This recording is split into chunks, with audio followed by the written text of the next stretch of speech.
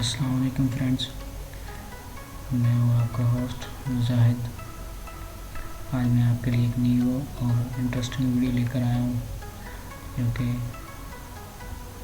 सम mean max count और average का बताने के लिए।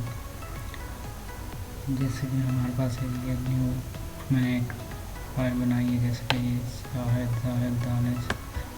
इसमें मैं चाहता हूँ इसका एवरेज भी आए, काउंट भी आए, एवरेज सब चीज़ें मुझे दिखाई दे, बजाय मैं उसके यहाँ फार्मूला ऑटो सम में जाके ये इन पर इस तरह से करूँ या फार्मूला लिख के करूँ। उसके लिए मैं इजीली इसको मार्क करूँगा।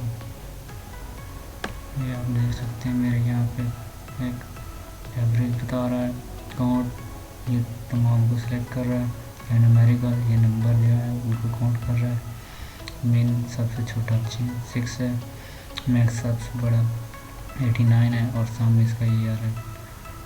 ठीक है, हाँ शायद आपके पास ये शो ना हो रहा है, उसके लिए हम यहाँ राइट क्लिक करेंगे।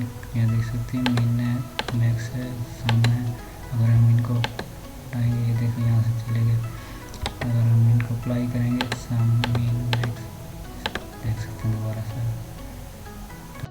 ये मेरी वीडियो आपको, चैनल को सब्सक्राइब करें।